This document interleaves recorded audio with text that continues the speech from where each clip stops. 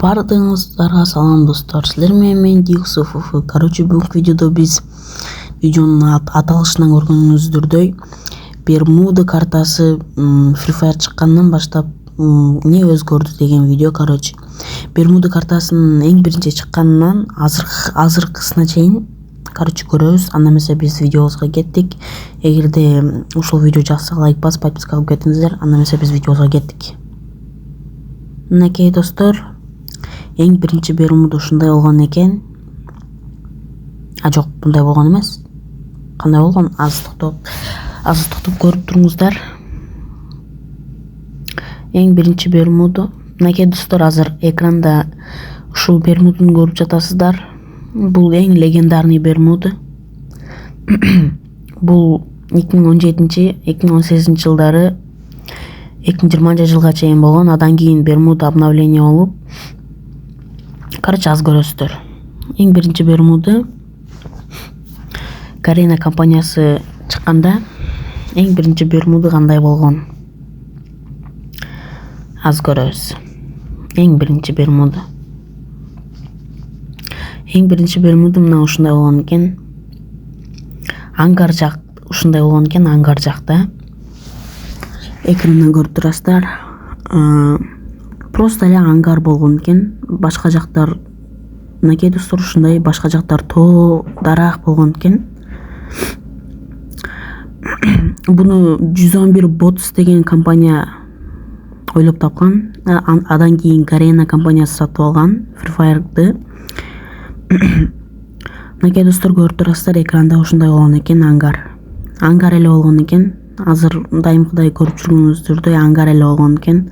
Адан башка эч нерсе болгон эмес экен. Ошол жерде эле жана бул жерге 20 эле игрок ойногон экен. Эң биринчи 2017 жыл чыкканда. Жана оюн катыган экен.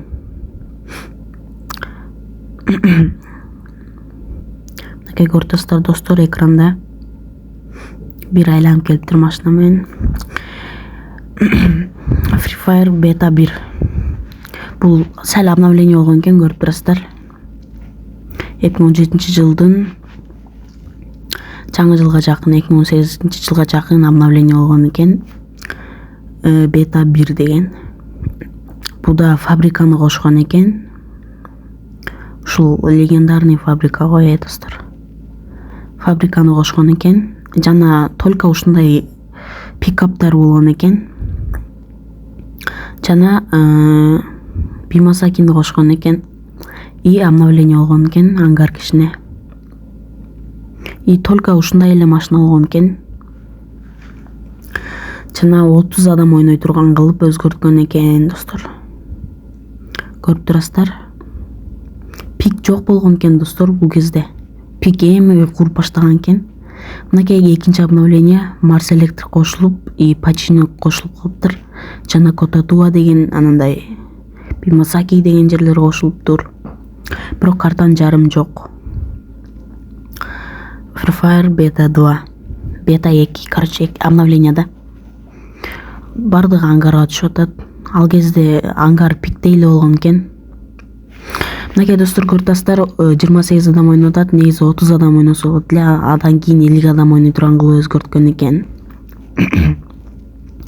Бул кезде анча популярный болгон эмес. Пик чыккандан кийин эле популярный болуп баштады го деп ойлойм.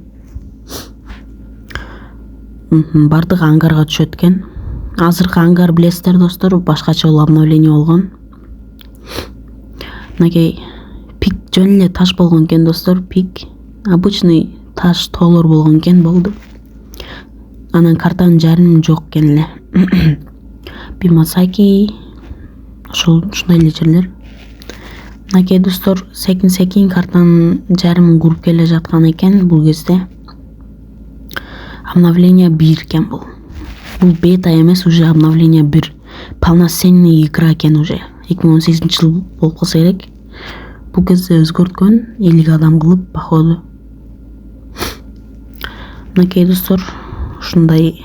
Бул жер азыр анча деле обновление кылган эмес, ушул бойдон эле просто үйлөрдү өзгөртүп койгон. Мынакей достор, обновление 2 пик чыкты уже 2018 жылда ойлойм бул. Пик жана Котатуа деген жерлерди кошуптур, жаңы жерлерди кошуптур, Милди кошуптур. Мына Милга кетип атат. Жана графиканы оңдоптур.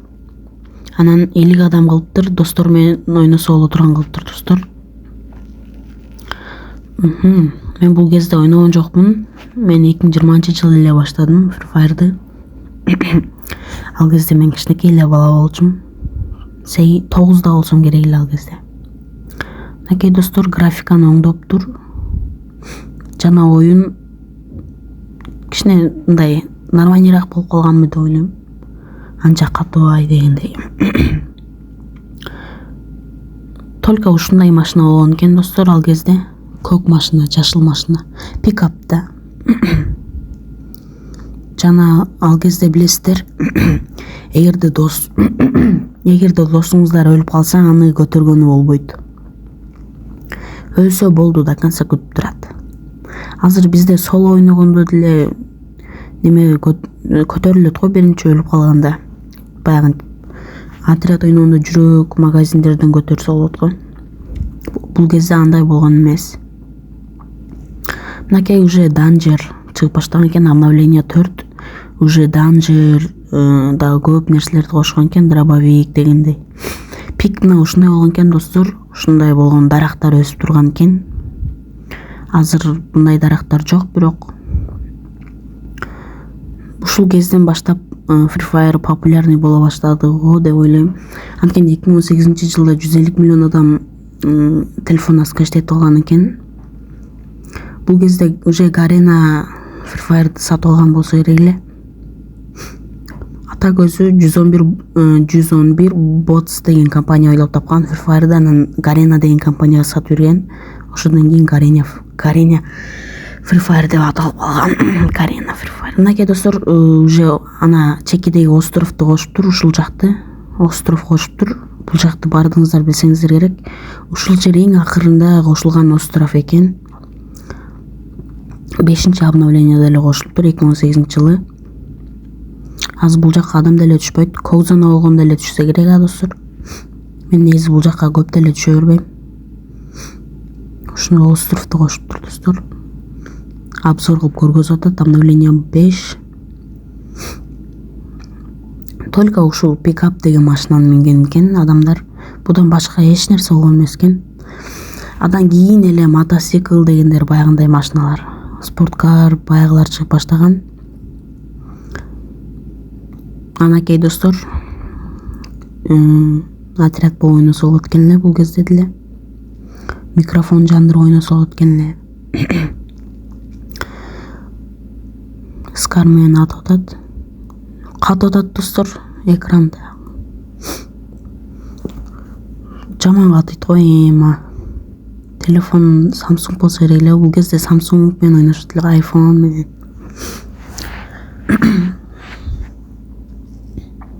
Достор, мага эле катуудабы же силерге деле катуудабы? Уже обновление 10 дейт. Кандай? Бул кезде уже ютуберлер тартып чыгып баштаптыр. Стрим кылып, ютубка тартып баяндап салам достор деп. Силер менен мен деп тартып уже стримдерди кылып популярный боло баштаптыр, оборот жинай баштаптыр уже. Анан ремка кошуптур. Броняны оңдой турганчы. Бирок андайларды азыр алып салган. Ишо бул кезде плайнер болсо керек эле. Плайнерди походу 15-20 обновлениеден кийин кошту го деп ойлойм. 13-чү обновление кладбище кошулуптур. Кладбище башынан болгондой болуп көрүнөт, бирок 13-чү обновлениеде эле кладбище кошулуптур. Ишо бул кезде оружиялар кошулуптур. Оружияларга скин дегендей, баягындай урон, неме дегендей, глушак, там 4x прицел дегендер кошулуп баштаптыр. Жана дарактар, көп дарактарды кошуп өзгөртүп баштаптыр. 14-чү обновление. Уже бул кезде компьютер менен ойношот экен эле. Компьютер менен ойносоң, телефон менен ойногондор менен ойносоң деле болсо керек эле бул кезде. Ошол кезде көп ойношот болчу. Мынакей 15-чи обновление көк зонаны кошуптур уже. көзүнөн кошуптур жана скин баягындай адамдарды кошуптур. Бул жер короче ушундай жер, атын билбейм, бирок ушундай жерди кошуптур да. Тренировочный площадка болсо керек. Бирок аты башкача эле. Мынакей ПК менен ойнойт бул. ПК менен ал кезде оңой болчу. Катыбайт дегендей. Еще телефончиктер менен ойнойсуң. Жакшы ойнойсуң да. 24-чү обновление обновленный Бермуды деген. Обновление Бермудуну бардыгыңыздар сүйүп ойногонсуңар деп ойлойм. Анткени обновленный Бермуду вообще страшный болчу. Только донатерлер ойнойт болчу. Киргенден коркосуң бул жака. Крысовать этип эле жүрөт элем. Уже нормальный машиналар кошулган экен. Мен ушул кезден баштап ойноп баштадым окшойт. 24-чү обновление обновленный Бермуды. Бардык локацияларда обновление кылган жаңыга. Бирок бул азыр Free Fire'да бар болгону менен азыр ойногон жокмун. Акыркы 2-3 жылда ойногон жокмун. Мынакей достор, бул Free Fire Max 29-чу обновлениеда Free Fire Max'ты кошуптур. Эми Play Marketке анан App Store'го официалдуу түрдө чыгыптыр. Бул өтө реалистичный болуп чыккан экен, чөптөр болуп. 32-чи обновление Дамба, короче, платина деген жерде неме кылыптыр. Мурда башкача эле го, билесиздер достор. Азыр башкача болуп обновление болуптур. Мынакей ушундай обновление болуптур. 41-чи обновление уже пик обновление болуп баштаптыр. Бул пик 40-чы обновлениеда башкача болчу, билесиздер, баягындай болчу. Азыр ушундай болчу 40-чы обновлениеда. Азыр башкача кылып обновление кылып койгон. Ушул пикке тичпей эле койсо болот эле деген ойдомун мен достор. Ушул пикти өзгөрткөндүн айынан көп игроктор ушул пикте ойной албай өлүп кала берип оюндан кетип жатат дегендей да.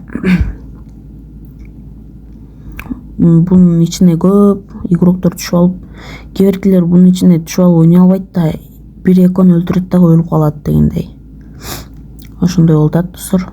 Ошого көп игроктор кетип атат.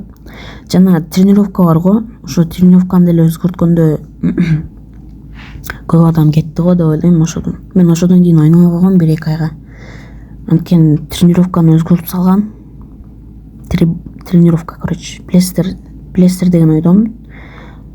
Мынакей достор, биринчи Бермуды, анан обновление Бермуды болуп ушинтип келип өзгөрүп кеткен.